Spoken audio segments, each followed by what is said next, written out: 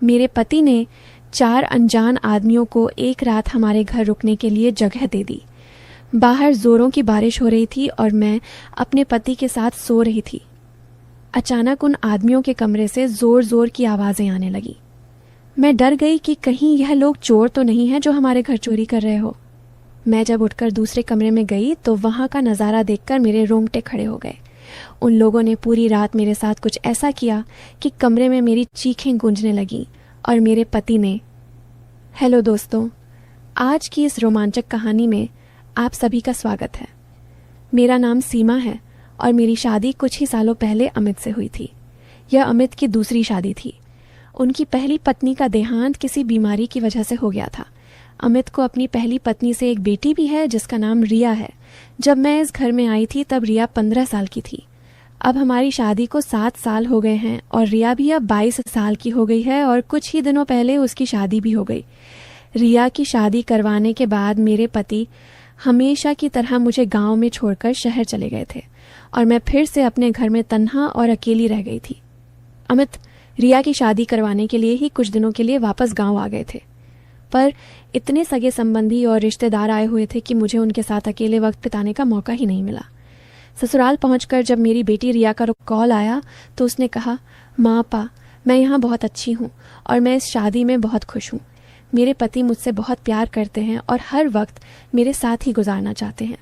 वह तो मुझे एक पल के लिए भी अकेला नहीं छोड़ते।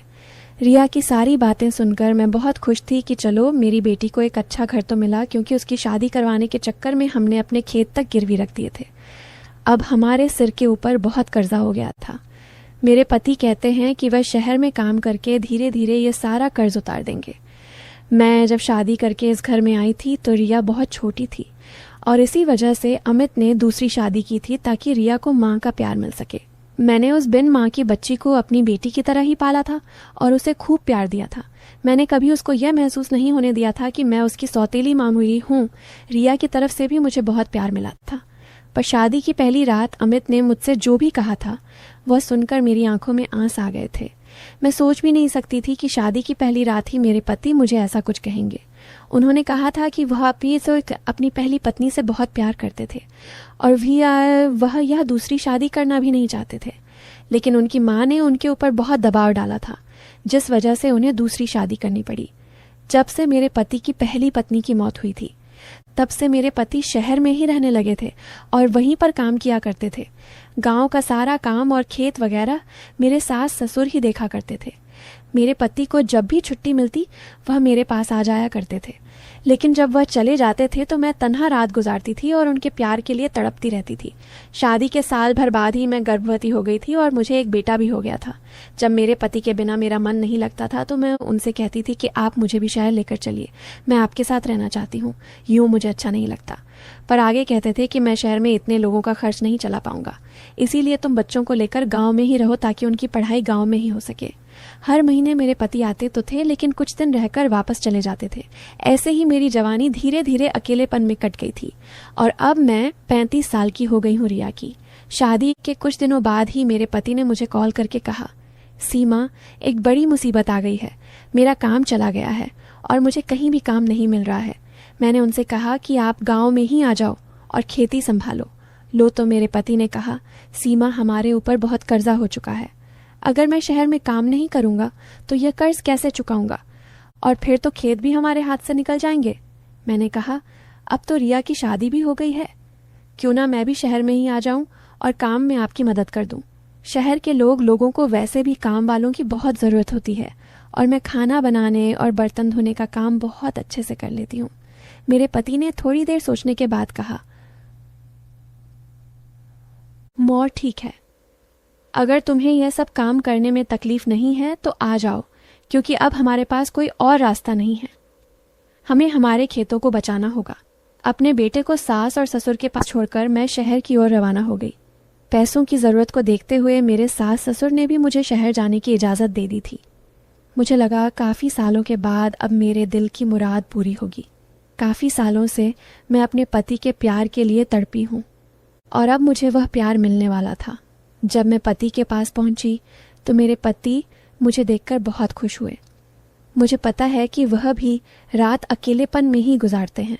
शहर पहुंचकर कुछ दिनों के अंदर ही मुझे 2 घरों का काम मिल गया। मैंने सोचा कि कुछ घरों का काम और मिल जाए तो अच्छे खासे पैसे आएंगे। गांव के मुकाबले शहर के लोग काम के अच्छे पैसे देते हैं। एक रात काम खत्म करने के बाद मैं अपने पति के साथ बातें कर रही थी, तभी बाहर बारिश होने लगी। बारिश बहुत तेज हो रही थी और रुकने का नाम ही नहीं ले रही थी।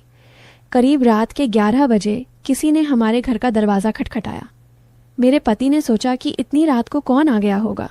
जब मेरे पति ने उठकर दरवाज़ा खोला तो देखा कि बाहर 4 हटकट्टे नौजवान खड़े थे। उनकी उम्र 35 से 40 साल के बीच की होगी। मेरे पति उन लोगों से बातें करने लगे तो मैं अपने बेडरूम में आ गई।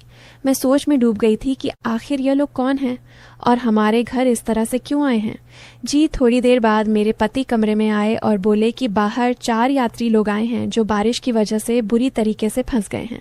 वह लोग एक रात के लिए हमारे घर पर शरण मांग रहे हैं। तो मुझे उन लोगों पर दया आ गई और मैंने उनसे बोला कि हमारे घर में एक ही गेस्ट रूम है, तो आप चारों को वहीं पर रहना होगा। मुझे तो अपने कानों पर यकीन ही नहीं आ रहा था कि मेरे पति 4 अनजान लोगों को इस तरह से घर में कैसे रहने दे सकते हैं। वह सच में बहुत सीधे साधे हैं और लोगों पर जल्दी विश्वास कर लेते हैं। पर यह भी हो सकता है कि सचमुच यह लोग बारिश की वजह से मजबूर हो।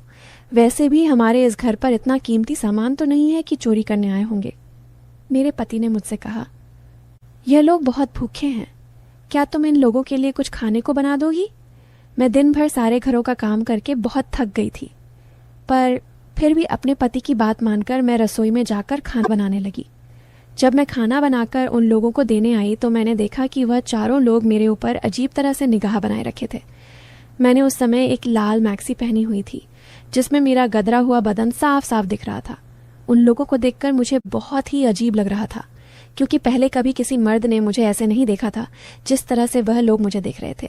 मेरे पति मुझे अपनी पत्नी तो मानते हैं, पर वह अपनी पहली पत्नी से बेइंतहा मोहब्बत करते थे। उनकी पहली पत्नी का नाम पलक था।